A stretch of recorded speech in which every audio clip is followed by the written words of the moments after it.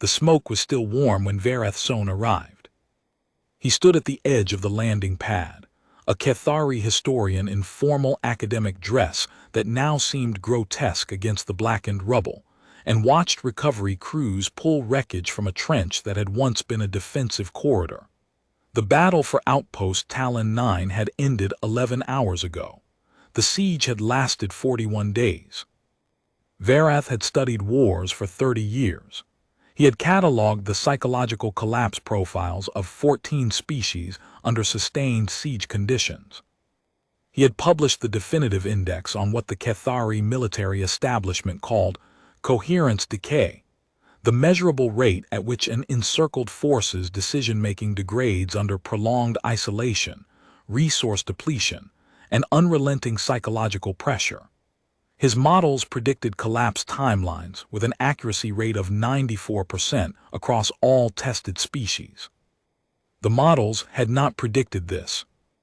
A human sergeant walked past him carrying a section of demolished wall plating on one shoulder. The metal must have weighed as much as Varath himself. The sergeant nodded at him a small, casual dip of the chin and kept moving. Her pulse was visible in her neck, steady, slow, as though she had not spent the last 41 days fighting for her life. Varath opened his recording tablet and began to dictate. Arrival note, Talon 9, the garrison held, 41 standard days of complete encirclement by Dasari ground forces estimated at 8 to 12,000 combatants. The human garrison numbered 106. I am told they lost 19. He paused, watching the sergeant drop the wall section onto a sorting pile with a controlled thud. I am also told their combat effectiveness did not decline. He clicked the tablet off and stood there for a long moment, breathing air that tasted of char and polymer, and something faintly biological that he did not want to identify. His academic handler, a human named Captain Alara Vasic, found him 20 minutes later. She was shorter than most humans he had met, with a narrow face and close-cropped dark hair shot through with gray at the temples. Her uniform was clean but worn at the elbows and knees, the fabric softened by months of use. She was 43 years old, he knew from her file. She had been inside the outpost for the entire siege. Dr. Sohn, she said, her voice was level. Welcome to Talon 9, or what's left of it. He studied her face with the trained precision of a researcher who had spent decades reading the markers of psychological strain across species. There was no tremor in her expression, no dilation in her pupils that he could detect.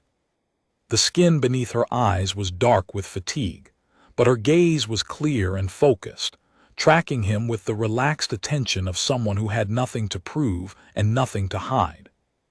Captain Vasic, you were the garrison's executive officer during the encirclement. I was. Your commanding officer. Major Lyndon Cole. He's overseeing debris clearance on the north perimeter. He'll be available this afternoon. How is he?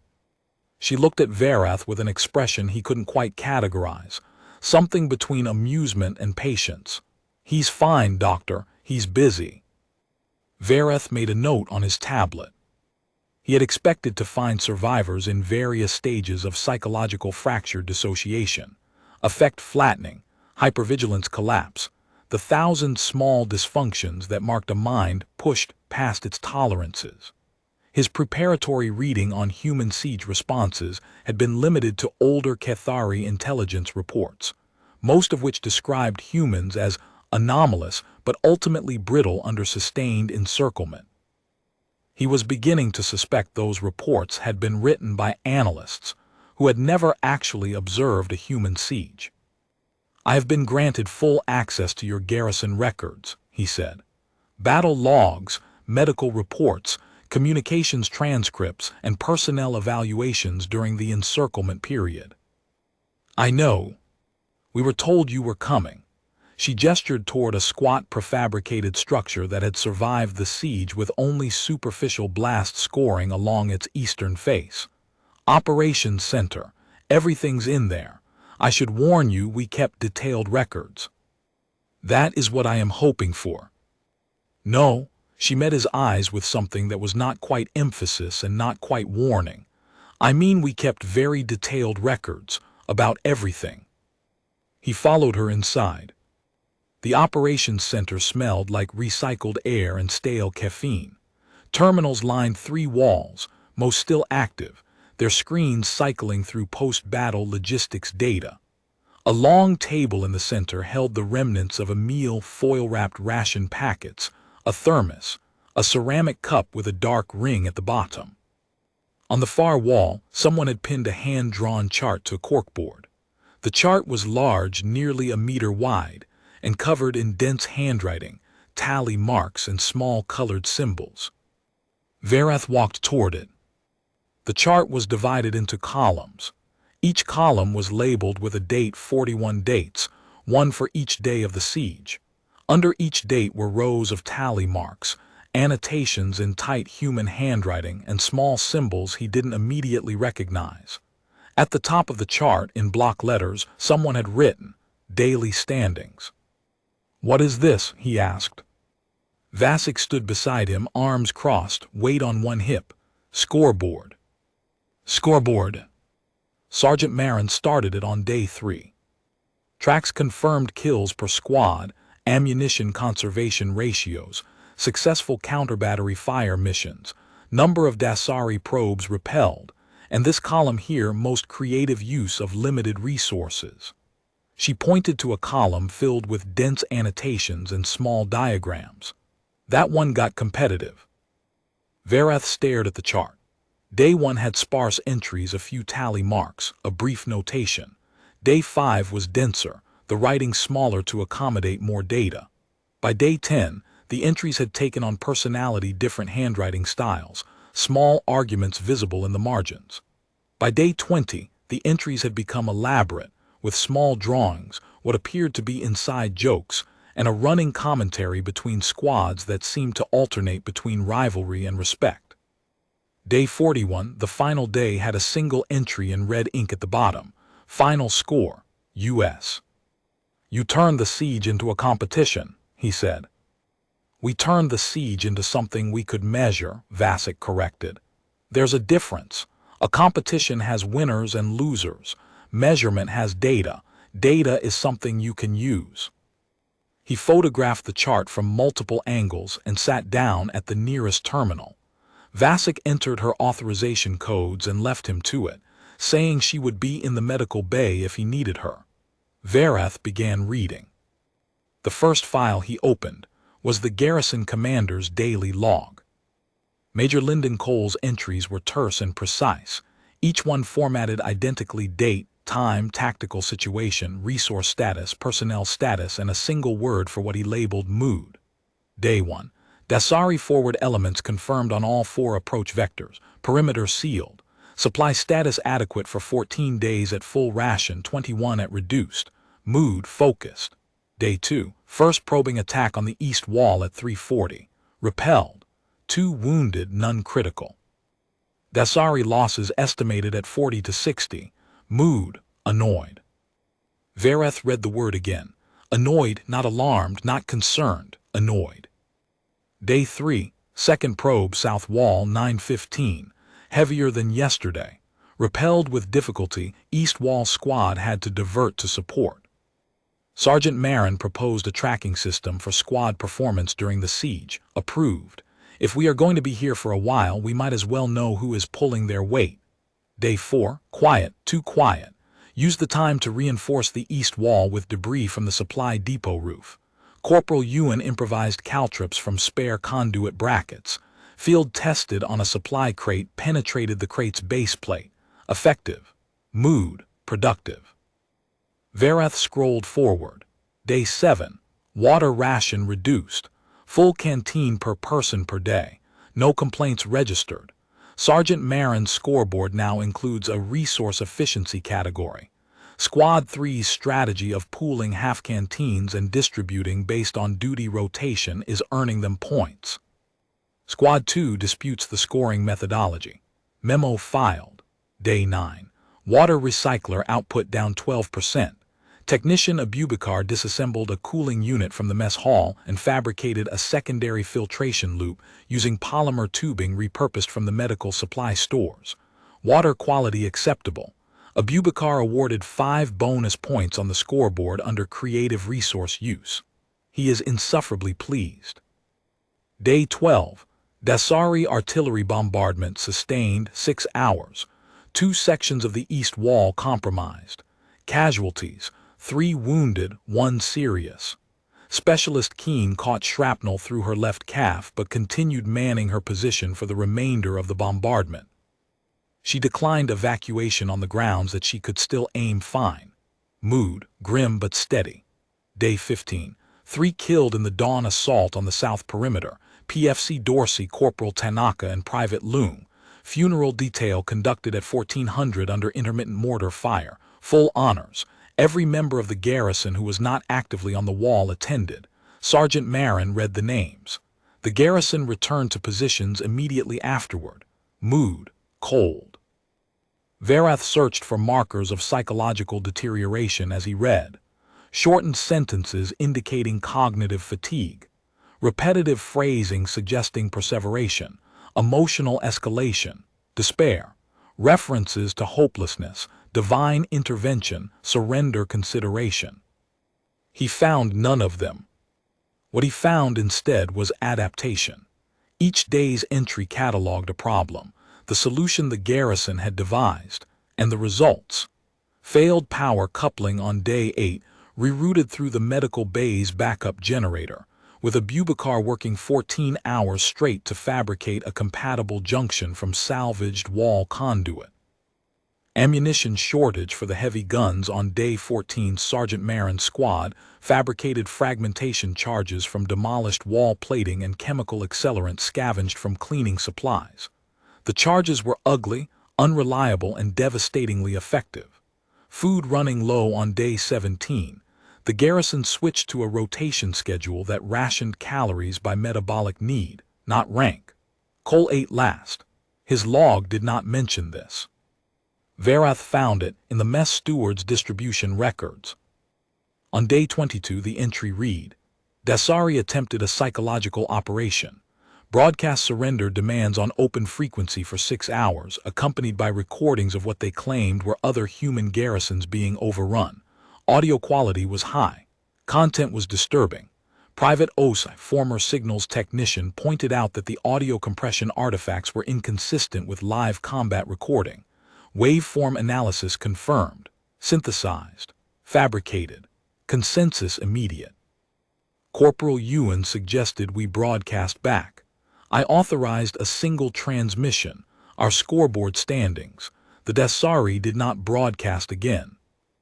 Varath sat back from the terminal and picked up his recording tablet. Note: Day 22. The garrison received psychological warfare broadcasts designed to induce despair and surrender. Standard coherence decay doctrine predicts that such broadcasts, when combined with ongoing resource depletion and combat fatigue, accelerate the collapse timeline by 15 to 20%. The human garrison's response was to analyze the broadcasts for technical inconsistencies, determine them to be fabrications through methodical signal analysis, and transmit their own internal competition standings back to the enemy. This is not a response that appears in any coherence decay model I have built. It is not a response I would have believed possible. He set the tablet down and opened the medical files. The garrison's medical officer was a Lieutenant Priya Des, 29 years old, operating from a converted storage room with equipment that had been designed for an aid station serving 8 patients on routine patrol injuries, not a besieged garrison of over 100 under sustained combat conditions. Her records were meticulous. Varath read through them in chronological order, and what he found changed the shape of his understanding. Day 1 through 5. Minor injuries from the initial probing attacks. Shrapnel lacerations, mild concussive effects, 1 fractured radius. All treated and returned to duty within hours or days. Lieutenant Dess's clinical notes were steady and detailed, her handwriting consistent, her observations precise. Day 8 through 12. Injuries became more serious as the Dasari attacks intensified. A through-and-through ballistic wound to Private Okoro's thigh. Des debrided the wound, packed it, and had Okoro on limited duty within 48 hours. A severe burn across Corporal Tanaka's left arm and shoulder from an incendiary device.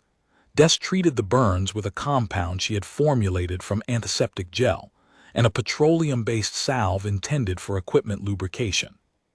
A penetrating abdominal injury to specialist rays that required field surgery. Verath read Des's surgical notes on specialist rays with growing incredulity. The surgery had been performed in the storage room clinic while Dasari mortars struck the building above, each impact shaking dust from the ceiling and rattling instruments on the tray. Des had recorded the procedure in real time, her voice steady on the audio log as she narrated her way through the operation, identifying the damaged tissue, isolating the bleed, clamping, suturing. At one point, a blast had knocked instruments off her tray. Her voice paused for 3 seconds. Then she said, "Suction," resuming. The audio log ran for 2 hours and 14 minutes. Her tone did not change once. Reyes survived. He was back on light duty by day 16. By day 24, he was back on the wall. Day 14 through 20, the casualty rate increased. 3 dead in a single assault on day 15.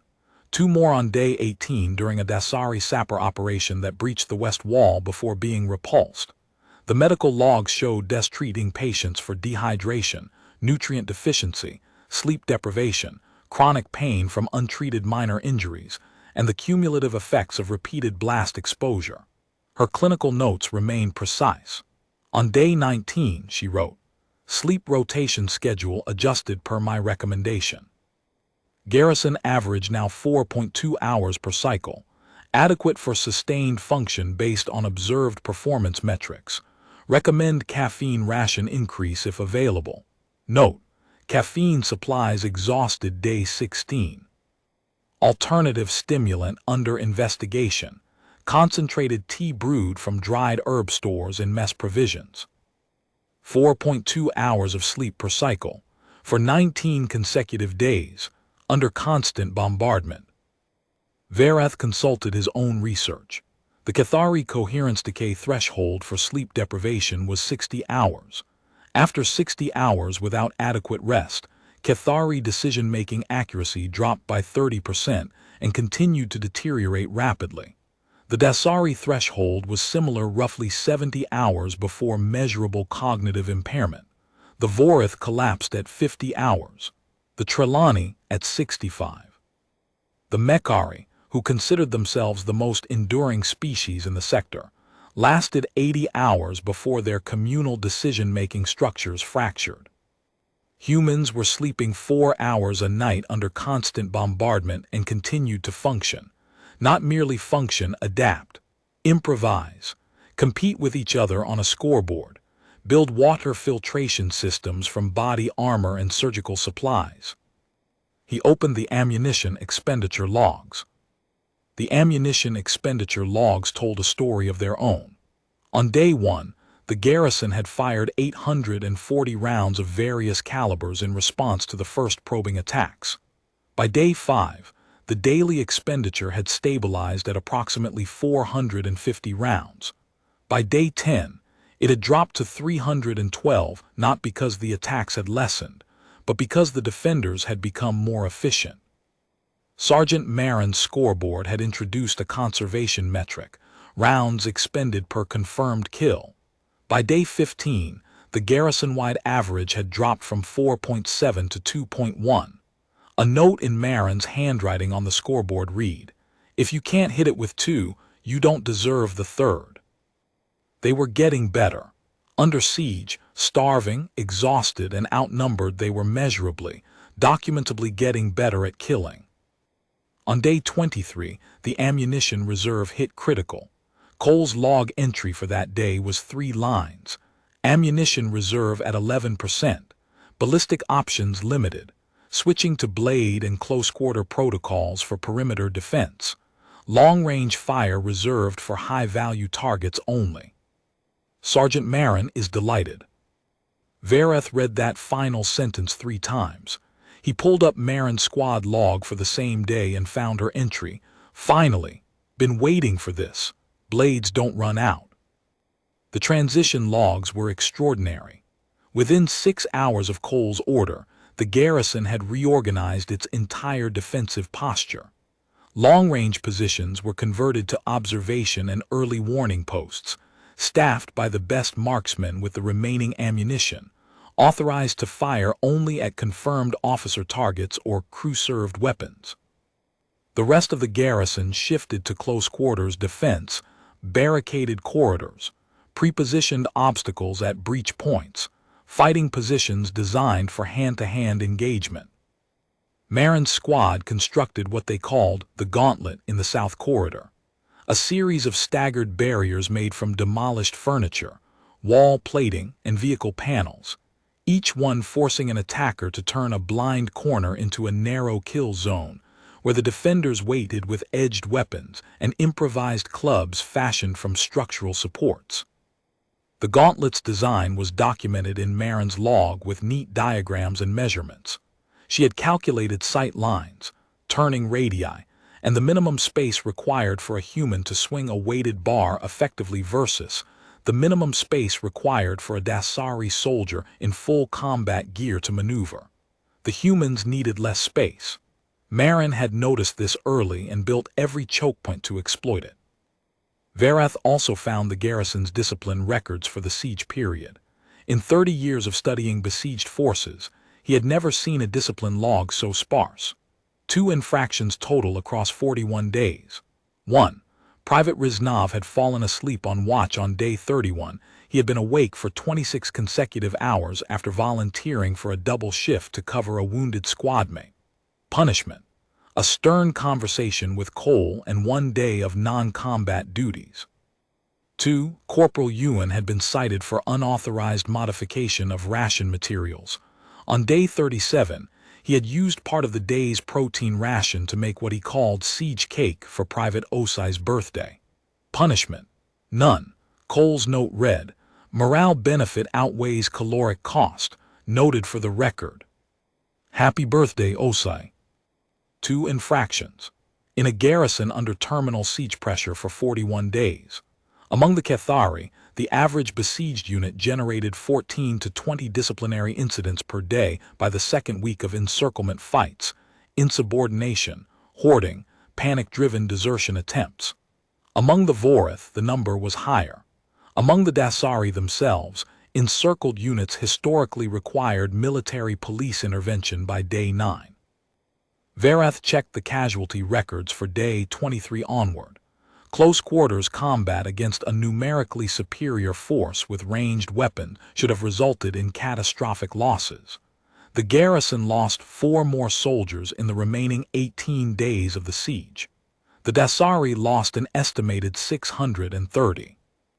More than 100 of those losses occurred in the Gauntlet. He closed the file and went to find Captain Vasic. She was in the medical bay, which was exactly the converted storage room Lieutenant Dess's records had described. The walls were lined with supply crates repurposed as shelving, medications organized with handwritten labels, instruments laid out on clean cloth, bandage rolls stacked by size. A surgical table, actually a mess hall serving counter with a foam pad secured to its surface with cargo straps, stood in the center. The room smelled of antiseptic and blood, and the flat, sterile scent of recycled air.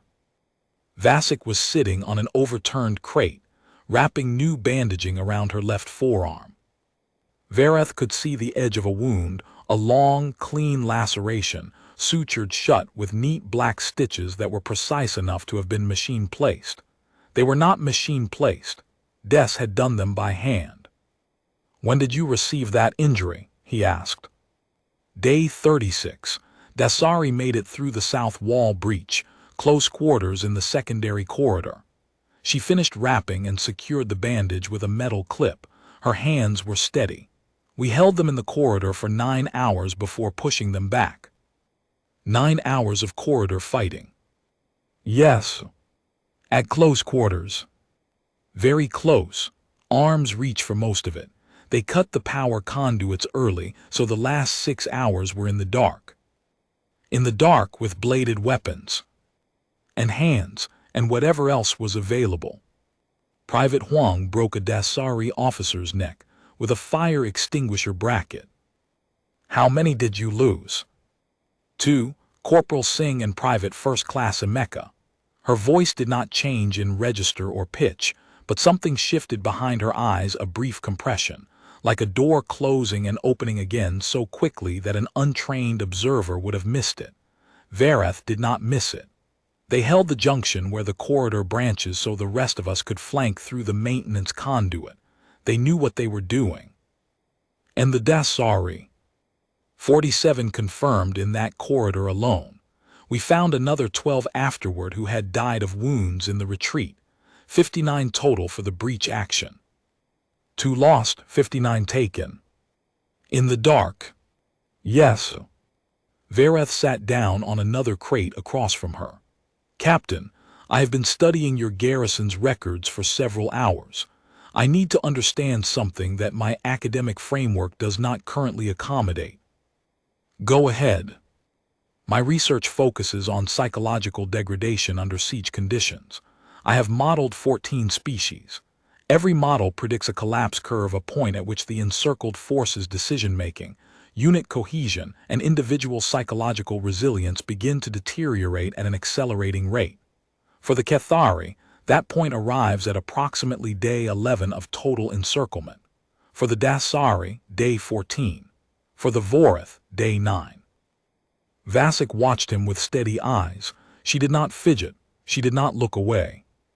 She sat on an overturned crate in a room that still smelled of blood, and listened to him describe the mathematics of psychological collapse with the patience of someone waiting for a question she already knew the answer to.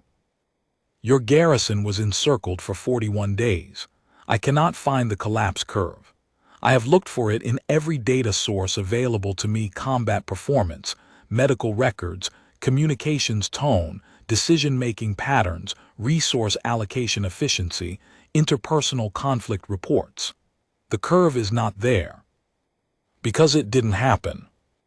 That is what I am trying to understand. Every species I have studied, every one reaches a threshold where the mind begins to fracture under the weight of sustained threat, resource depletion, and isolation. Sleep deprivation accelerates the process. Hunger accelerates it further. The certainty of death accelerates it most of all. I understand the concept. Then explain to me why it did not occur here. Vasek looked at the wall behind him.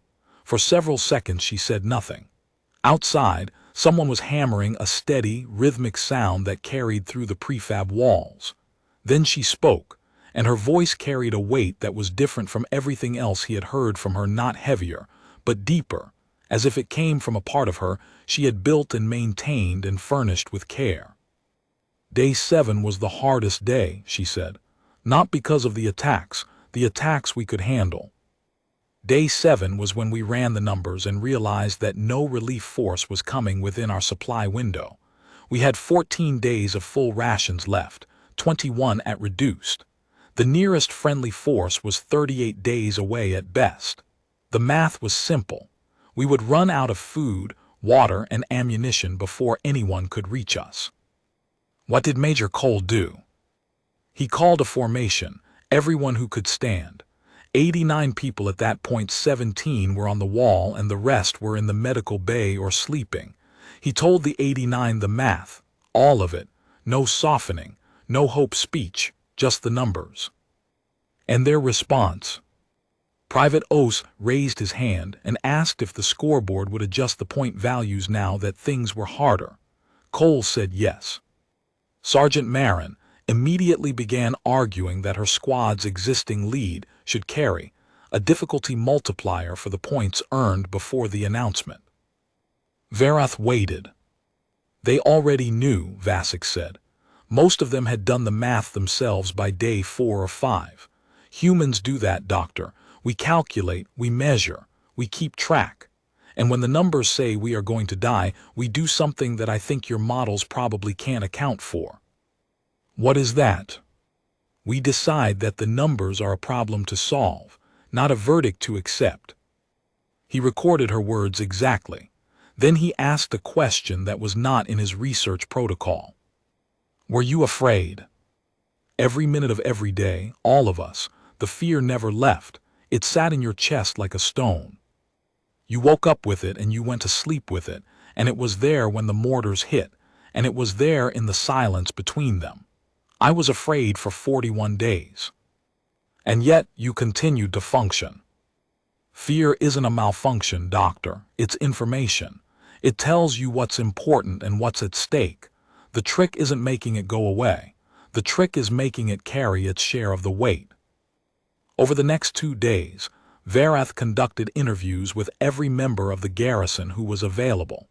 He spoke with 37 humans. Each conversation deepened the fracture in his models and widened something in his understanding that he wasn't sure he could ever fully repair to its former shape. He spoke with Sergeant Marin, a broad-shouldered woman with a shaved head and a laugh that seemed too large for the ruined outpost. She walked him through the scoreboard system with obvious pride, pulling up a folded duplicate she'd made on day 20 in case the original was destroyed by bombardment. Each squad had been assigned a color. Points were awarded across 12 categories: confirmed kills, ammunition efficiency, successful defense actions, repair work, medical assists, water conservation, food preparation quality, morale contributions, tactical innovation, endurance milestones, and what she called audacity points, actions that were technically reckless but produced disproportionate results. Day 29, she said, grinning so wide that a scar on her jaw pulled tight. Private Huang, 0-30. He crawled through a drainage pipe that we'd been told was too narrow for a human adult. It was. He dislocated his own shoulder to fit, crawled 40 meters to the Dasari forward positions, rigged 3 emplacements with improvised charges made from cleaning solvent and conduit brackets, crawled back, redislocating his shoulder, mind you, and detonated them from the wall. Took out their primary mortar emplacement and 2 ammunition caches, 30 audacity points. Nobody has topped it. He dislocated his own shoulder, deliberately. Twice. Was that not extraordinarily dangerous? Of course it was. That's why it was worth 30 points. And afterward, Lieutenant Des reduced both dislocations.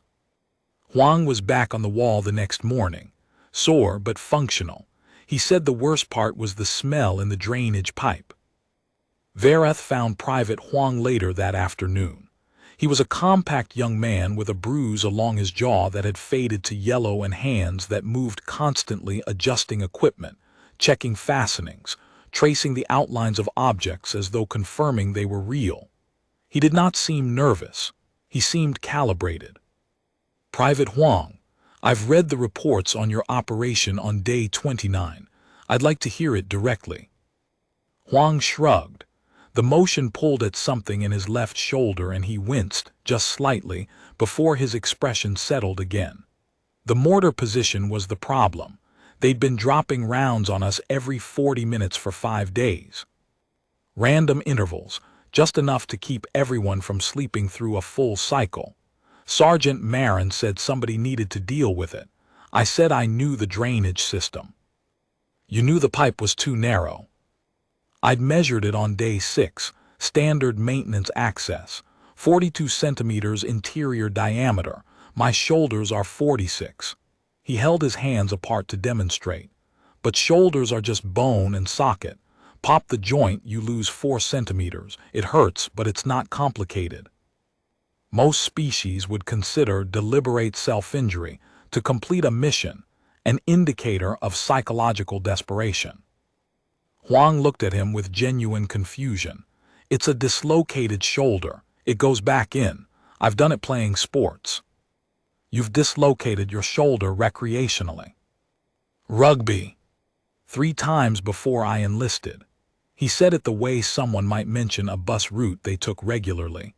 The pipe was dirty, cramped, and dark. The charges were unstable. The Dasari sentries were 12 meters from the exit point. Those were the real risks. The shoulder was just logistics. Vareth made a note on his tablet. Beside it, he wrote a single word in Cathari that had no direct translation into human language. The closest approximation was recategorization, the act of encountering something that does not fit within existing taxonomy and being forced to acknowledge that the taxonomy itself is flawed. He spoke with Corporal Ewan next. Ewan was the garrison's unofficial morale officer, a role that did not exist in any formal capacity, but had emerged organically during the siege. He was a lean man with quick dark eyes and a habit of speaking in short, precise sentences that occasionally veered into dry observations so understated that Vareth sometimes missed the humor until seconds later. Day 25 was the low point for morale, Ewan said. 3 dead the day before, ammunition critical. The recycler had just failed. People were tired, not broken tired. There's a difference, but the gap gets narrow. What did you do? I organized a talent show. Vareth waited for clarification. None came. A talent show. In the mess hall, voluntary participation, 14 acts. Marin did an impression of the major that was accurate enough to be insubordinate. Abubakar recited a poem he'd written about the water recycler. Private Ose sang. He has a terrible voice. Everyone loved it. Ewan's expression did not change, but something in his eyes softened fractionally. 3 hours.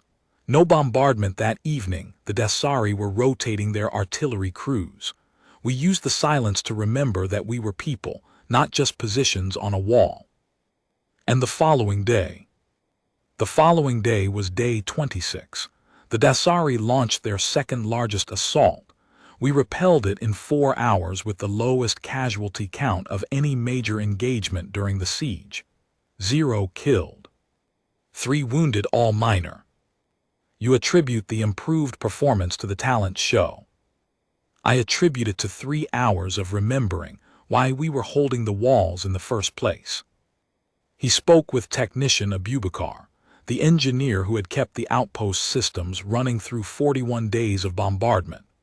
Abubakar was a thin, quiet man with careful hands and a habit of looking at machines the way some people looked at injured animals, with focused, diagnostic tenderness. The water recycler was the critical one, Abubakar said. Everything else I could work around. Power goes down, you run on batteries and ration electricity. Comms go down, you use runners. Structural damage, you shore it up with whatever's available. But water has no substitute. When the primary recycler failed completely on day 27, I had roughly 8 hours before the backup system's limited capacity became a genuine survival problem. What was the failure? Microfracture in the osmotic membrane, molecular level, irreparable with any tool or material I had. The membrane is a specialized component manufactured under cleanroom conditions. You cannot fabricate one in a war zone. And yet you did. Abubakar's expression did not change, but something in his posture shifted, a small straightening of the spine, a quiet settlement of weight that was not pride exactly, but something adjacent to it. Satisfaction, perhaps. The satisfaction of having solved a problem that should not have had a solution. I built a functional equivalent. Medical-grade polymer sheeting from Lieutenant Dess's surgical supplies. She gave me 2 meters, which was half her remaining stock. I layered it with activated carbon harvested from the mess hall water filters, sandwiched the assembly between pressure-rated panels I cut from a body armor vest using a plasma cutter powered by the last charge in a portable welding unit. The assembly took 14 hours. I did not sleep. By hour 9, the Dasari were shelling the compound, and I had to relocate the assembly twice. At hour 12, a near miss collapsed the ceiling of the maintenance bay, and I finished the final bonding stage under a desk with debris in my hair. And it worked. 87% efficiency.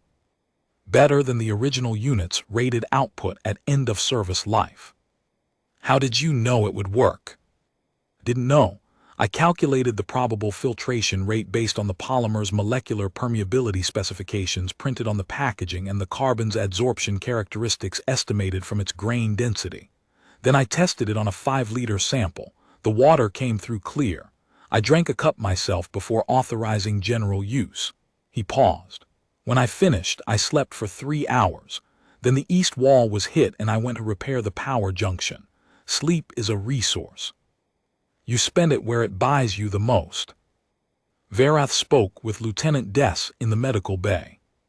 She was cleaning instruments, real cleaning, methodical and thorough. Each instrument examined and tested before being returned to its designated position on the cloth. Her hands were steady, but there were dark circles beneath her eyes that looked permanent, etched into the bone structure of her face like geological strata. "How many surgical procedures did you perform during the siege?" he asked. 14 major, 31 minor. I define major as any procedure requiring incision, anesthesia if available, and a recovery period exceeding 24 hours. She placed a pair of forceps on the cloth. I lost 2 patients. Private Cassara on day 12, internal hemorrhaging from shrapnel. The fragment had lacerated his hepatic artery. I didn't have the equipment to repair it. I tried for 40 minutes. He was conscious for most of it. He told me it was all right. She picked up another instrument. Specialist Vega on day 33. Burns over 70% of her body from an incendiary breach on the east wall. There was nothing I could do for her except manage the pain. How did you manage the pain? Your records indicate your analgesic supplies were exhausted by day 20. I used our last morphine ampule on day 20, yes. After that I had a local anesthetic compound I was able to synthesize from medical alcohol and a topical agent intended for minor dermal irritation. It was not designed for the level of pain Vega was experiencing. I administered what I had and sat with her, held her hand. Talked to her about her daughter. She had a girl, 6 years old, named Myra. She told me about Myra's drawings and her first day of school and the way she laughed when she ran. Vega died at 3:47 on day 33. I recorded the time, cleaned the surgical area, sterilized all instruments, and prepared for the next day's expected casualties. Her hands never stopped moving. Each instrument was placed precisely, aligned with its neighbors ready. Lieutenant Des, across the entire 41-day period, you served as the sole medical officer for over 100 personnel under constant combat conditions, with inadequate supplies, no resupply, no relief, and no prospect of evacuation. How did you maintain your capacity to function? She looked at him. Her eyes were dark and still, like water in a well that went deeper than the light could reach. I had patience, she said. They needed me to be functional, so I was. That is not an adequate clinical explanation for what I have observed in your records. No, she agreed. It probably isn't, but it's the true one. You want a mechanism, I understand. Your research requires mechanisms, but some things aren't mechanisms. Some things are just decisions. Every morning I woke up and decided to be the doctor, not because I felt capable, because there was no one else. Verath met Major Lyndon Cole late in the afternoon of his second day. The commander was on the north perimeter, directing a crew that was salvaging usable materials from the destroyed outer wall. He was a tall man, lean, with gray at his temples, and a face that looked like it had been designed for patience, broad forehead, level brows, a mouth that rested in a straight line, neither hard nor soft. Dr. Sohn. He shook Verath's hand with a grip that was firm but precisely controlled. Captain Vasek tells me you've been reading our logs. Extensively. Find what you were looking for. I found that my research is wrong. Cole's eyebrows moved fractionally upward. That's an honest answer. I appreciate honest answers. They walked along the perimeter while they talked. The outer wall was a ruin, blast cratered. partially collapsed, held together in places with improvised buttressing made from vehicle chassis and packed earth, and what appeared to be a fused mass of melted conduit that someone had shaped into a functional barricade while it was still cooling. Beyond the wall, the Dasari siege lines were still visible. Trenches, abandoned equipment, the dark shapes of armored vehicles that had been disabled by the garrison's fire. Scorch marks radiated from the outpost walls like dark petals. "Your models predict collapse," Cole said. "It was not a question." "Yes, for every species I have studied, there is a point at which sustained siege pressure produces irreversible psychological degradation. Decision-making fails. Unit cohesion fractures. Individuals begin to act on self-preservation instinct rather than collective strategy. The siege force waits for this point and then attacks in strength. And the Dasari expected that from us. Yes, their siege doctrine, which I have studied extensively, is built entirely around it.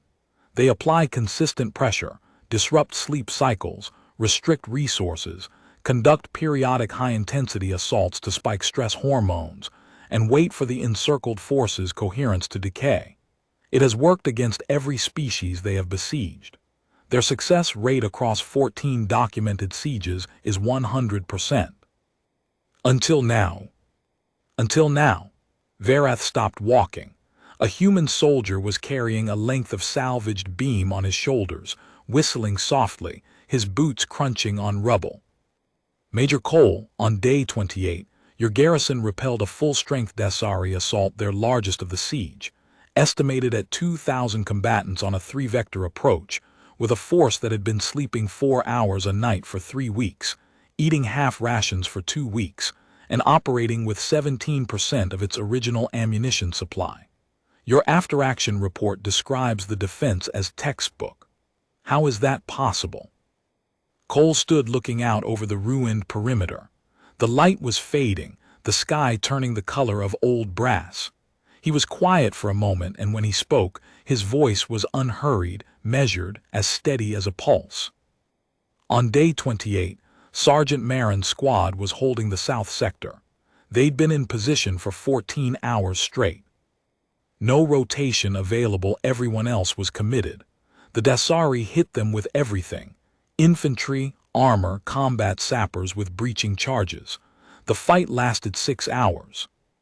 I read the report. Then you read that Marin's squad repelled the assault, counterattacked into the Dasari staging area through a drainage culvert, destroyed 2 armored vehicles with improvised charges, disabled a field command post, and withdrew to their positions without a single additional casualty. Yes. What the report doesn't tell you is that, during the counterattack, Marin's squad was singing. Verath waited. An old Earth song, something about not letting fear define the road ahead. I heard it over the comms channel. 14 exhausted soldiers, half-starved, down to hand weapons and homemade explosives, charging into a force 10 times their size in the dark. Singing. Not screaming, not war cries. Singing together in rhythm like they were walking to a job they'd done 1,000 times. Why? Because they were afraid, Cole said simply. Every single one of them, terrified, and the singing was how they held on to each other. He turned to face Verath fully. Your models look for the point where fear breaks a mind. I understand the science. Fear is cumulative. Stress hormones build up. Cortisol, adrenaline, they degrade the brain's executive functions over time. It's real and it's measurable, and I am not disputing your data on other species. But your models are missing a variable. Humans don't just experience fear. We have a relationship with it. We've been afraid since before we had language. We were afraid when we were small and slow and soft, surrounded by things with claws and teeth and venom that could kill us in seconds. We didn't stop being afraid. We never evolved out of fear. Instead, we learned to build with it, to carry it like a load we've always known. It doesn't diminish. We just got stronger under the weight. He looked back at the perimeter. That's what the Dasari didn't understand. They thought the siege was applying pressure. They thought they were piling weight on us and waiting for us to buckle, but pressure is something humans know. We grew up on a heavy-gravity world surrounded by apex predators, in weather that can kill in minutes, on terrain that shifts and floods and burns. We've been under siege since we evolved. This, he gestured at the ruined walls, was just a version of it with better engineering. Verath recorded every word. Then he asked the question that had been forming in his mind since he read the tactical logs on his first evening. Major, on day 34, your tactical assessment indicates that you had determined the garrison could survive until relief arrived barely, with strict rationing and continued good fortune, but that the cost would be significant. You estimated 8 to 12 additional casualties over the remaining days. You also identified a tactical option, a coordinated sortie against the Dasari command element. Intelligence from intercepted communications suggested their commander had moved his headquarters forward.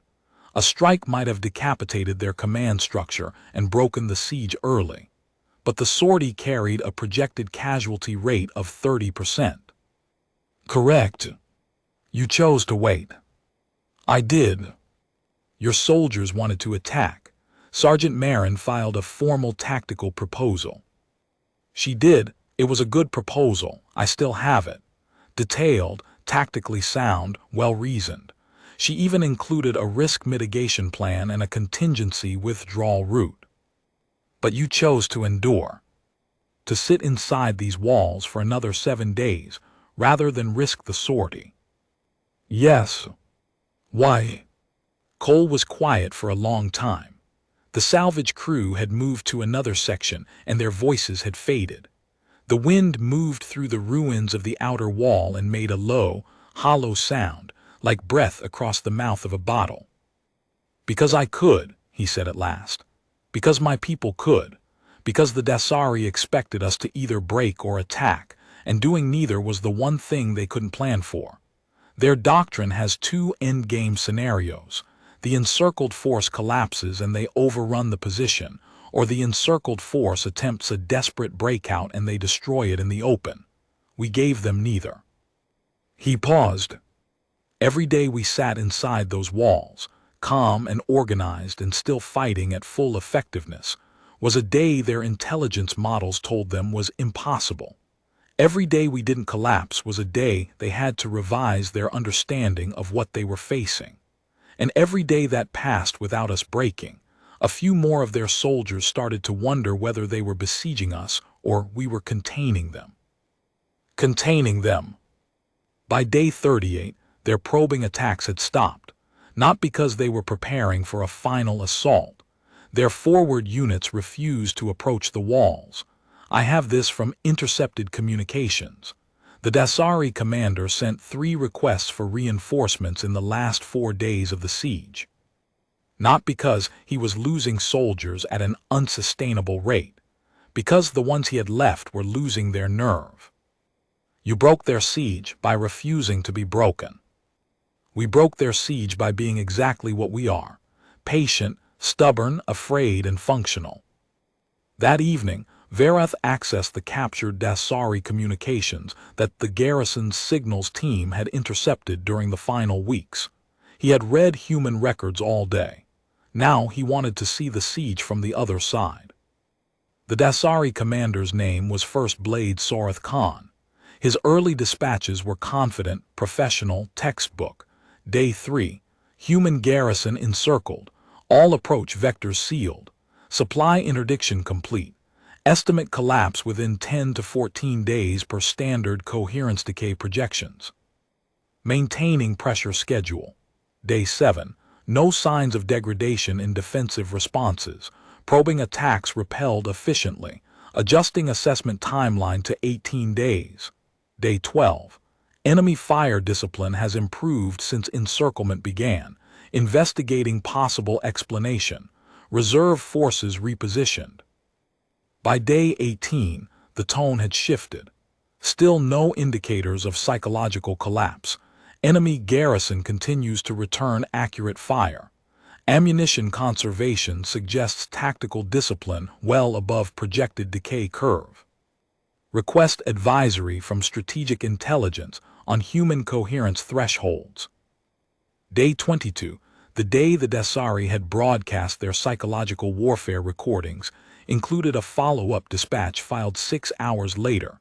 Psychological operation unsuccessful. The humans transmitted what appears to be an internal competition ranking in response. Morale impact on own forward units. Negative. Several squad leaders have reported that their soldiers found the human response unsettling. Vereth read that line twice. The Dasari troops had found the scoreboard unsettling. Day 28, after the failed major assault. Significant losses in the south approach. The humans counterattacked through infrastructure we had assessed as impassable. They were singing during the assault. I have no tactical framework for this behavior. Request reinforcements. Day 30. Forward observation teams report that the humans are conducting construction activity within the compound. They appear to be rebuilding damaged structures. This is inconsistent with a force under terminal siege pressure. Morale among forward units continues to decline. Day 35. 3 desertions from the eastern siege line overnight. Soldiers reported that the human sentries maintain watch patterns that have not varied in 35 days. The consistency is described as inhuman. Recommend psychological evaluation of forward units. Day 38. Forward units refusing to execute probing attacks. Junior officers report that soldiers believe the humans know exactly when they are coming and never tire. Assessment. The coherence decay model has inverted. Our forces are experiencing degradation. The humans are not. Day 40. Requesting permission to withdraw. The garrison's defensive capability appears undiminished. Our forces are combat ineffective due to psychological attrition. The humans have not broken. I am no longer confident they will. Vereth saved copies of every dispatch. He sat in the operations center in the fading light and considered what he had read. The Dasari, a species with a documented coherence decay threshold of 14 days, had psychologically collapsed after 40 days of besieging humans. The besiegers had broken before the besieged. The predator had developed prey responses, while watching its quarry refuse to behave like prey. He dictated a note. The most significant finding of the Talon 9 siege may not be the human garrison's psychological resilience. It may be the effect that resilience had on the besieging force. The Dasari expected collapse. When it did not arrive, the absence itself became a source of psychological pressure directed outward, at the besiegers. The humans' calm became a weapon they did not consciously wield. Vereth spent his final day reviewing the records he had not yet reached and interviewing the rank and file who had held the wall for 41 days. Private Os was the signals technician who had debunked the Dasari psychological warfare broadcasts. When Vereth asked whether the fabricated recordings had affected garrison morale, Osai considered the question with visible care. Some of the newer soldiers were quiet for a few hours afterward, not afraid, thoughtful, processing. Then Corporal Ewan made a joke about the production quality, and Marin announced that anyone who let a fake recording rattle them would lose 10 points. By dinner, people were critiquing the Dasari sound design like it was a bad film. He found the sentry logs next. Human sentries maintained visual acuity and response times within normal parameters through day 40-30 days, past the point where every other species in his research degraded to combat ineffective. No measurable degradation in target identification speed. No increase in false positive alerts. On day 39, a sentry had detected a Dasari reconnaissance team at 400 meters in low-light conditions. The garrison sensor array confirmed the identification 12 seconds later. The human had been faster than the instrument. He read the mess steward's logs, which documented how the garrison's food preparation had evolved from standard ration heating to increasingly creative meals assembled from dwindling ingredients, a competition unto itself. with the scoreboard eventually adding a culinary innovation category after Corporal Ewan combined powdered protein, hydraulic fluid substitute, and dried herb stores into something the garrison unanimously voted edible. By day 35, the mess steward had developed a rotating menu of 6 distinct meals from ingredients that would not have filled a single supply crate. The log for day 38 included a recipe that the steward had titled Siege Stew with a notation: serves 87 ingredients, optimism, and whatever Abubakar hasn't claimed for spare parts. He read the interpersonal communications logs, the informal messages passed between garrison members on the internal network during quiet periods. He had expected to find the markers of psychological fragmentation, paranoia, blame casting, withdrawal from social contact, obsessive repetition of grievances. What he found instead were ongoing arguments about the scoreboard standings, a collaborative fiction project that 7 soldiers had been writing in rotation since day 14, a series of increasingly elaborate insult exchanges between Squad 2 and Squad 4 that both squads appeared to regard as a bonding ritual, and a thread titled Things I Am Going to Eat When This Is Over that had accumulated 231 entries by day 41. The final entry, posted 3 hours before the relief force arrived, read, "Everything in order, alphabetically." On his last evening, Vereth sat in the operations center and composed his preliminary report. The room was quiet. Outside, the garrison had settled into its first proper rest rotation since relief arrived. But even now, sentries walked the perimeter at regular intervals, their footsteps audible through the walls. He wrote carefully. Preliminary assessment. The human garrison at Outpost Talon 9 endured a 41-day total encirclement by a numerically superior force and emerged with its combat effectiveness, unit cohesion, and psychological resilience not merely intact but measurably improved over pre-siege baselines. This outcome contradicts every existing coherence decay model in the Cathari academic literature, including my own. He looked at the scoreboard on the wall. Someone had circled the final entry in red and added a small drawing beside it, a crude but recognizable human hand, middle finger raised. The primary factor in the garrison's survival was not any single tactical advantage, material resource, or external support. The primary factor was a psychological characteristic that appears to be endemic to the human species, and for which I do not currently have an adequate academic term. He considered several options: psychological durability, cognitive persistence, adaptive resilience, threat state optimization. None of them were right. They were academic approximations of something he had seen in the way Sergeant Marin grinned while describing a counterattack in the dark, in the way technician Abubakar built a water purifier from surgical supplies and body armor, and the sheer refusal to die of thirst, in the way Lieutenant Des held a dying soldier's hand and talked about a little girl's drawings and then cleaned her instruments and prepared for the next patient, in the way Major Cole chose to wait 7 more days inside hell because waiting was a weapon his enemy could not comprehend. He wrote, "The humans at Talon 9 did not endure the siege despite their fear.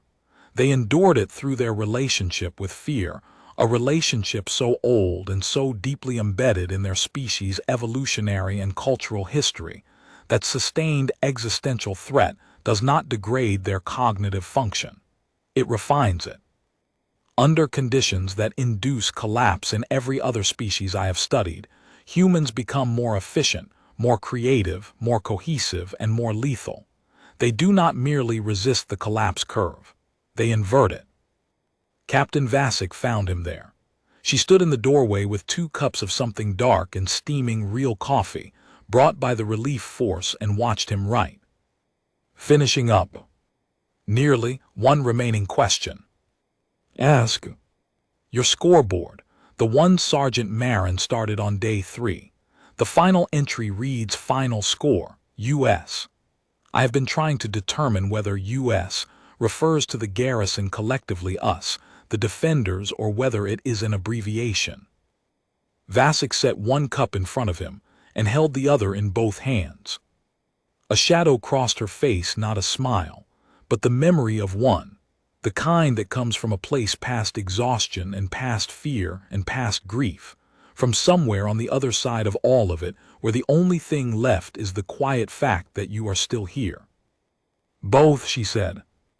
The morning Verath left, he stood on the landing pad and watched the garrison rebuild, not waiting for engineers from the relief force, rebuilding with their own hands from the wreckage of the siege they had survived, as though the act of reconstruction were as natural as the act of defense had been. Marin's squad was raising a new wall section on the south perimeter, moving in a coordinated rhythm that required no verbal communication, one team mixing bonding compound, another cutting wall panels from demolished Dasari armored vehicles, a third welding them into place. Marin herself directed from the wall's upper edge with hand signals and the occasional shout that carried across the compound with the force of a small artillery piece. Abubakar was rewiring the perimeter sensor grid, testing each node with the patient attention of a gardener pruning a valued plant. Des was in the medical bay writing a requisition list, 3 pages, organized by category, with contingency quantities marked siege buffer. She intended to be ready. Cole stood on the north perimeter, hands clasped behind his back, looking out over the empty Dasari lines. The trenches were filling with wind-blown dust. The abandoned equipment was rusting. In a month, the siege lines would be barely visible. The outpost would remain. When Verath approached, Cole turned and extended his hand. "Safe travels, Doctor." "Thank you, Major. I have a great deal to revise." "Your models?" "Everything.